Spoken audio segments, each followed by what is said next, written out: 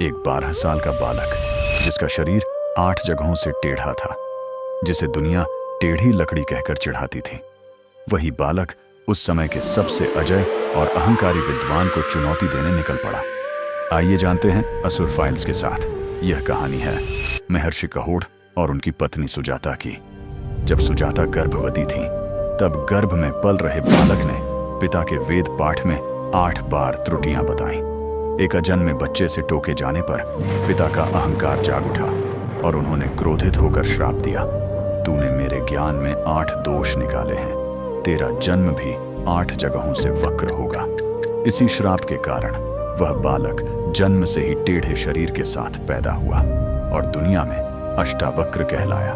कुछ समय बाद परिवार की गरीबी दूर करने के लिए महर्षि कहोड़ राजा जनक के दरबार पहुंचे, जहां उनका सामना हुआ वरुण देव के पुत्र वंदिन से।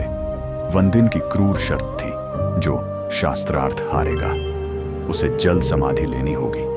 महर्षि कहोड़ ने अपने ज्ञान पर भरोसा किया, लेकिन दुर्भाग्य से हार गए और जल समाधि दे दी गई। जब अष्टावक्र 12 साल के हुए तो उन्होंने अपनी मां को अक्सर रोते देखा।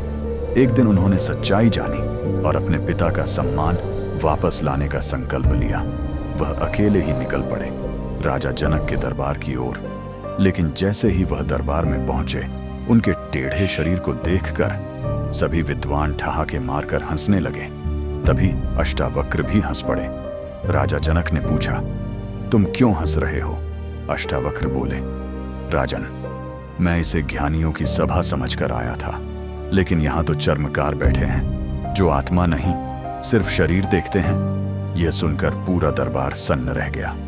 अब शुरू हुआ वंदिन और अष्टावक्र के बीच महाशास्त्रार्थ। वंदिन 1 से 12 तक प्रश्न पूछता गया और अष्टावक्र मुस्कुराते हुए हर उत्तर देते गए। लेकिन 13वें प्रश्न पर वंदिन खुद अटक गया।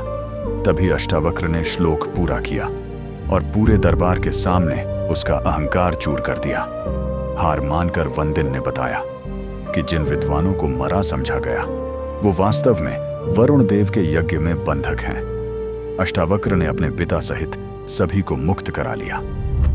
राजा जनक ने नतमस्तक होकर उस 12 साल के बालक को अपना गुरु मान लिया और वहीं से जन्म हुआ महान ग्रंथ अष्टावक्र गीता का। ये कहानी हमें सिखाती है, शरीर कैसा है यह मायने नहीं रखता, ज्ञान और आत्मा ही असली पहचान है। अगर आप भी इस सत्य को मानते हैं तो लिखिए, जय श्री राम।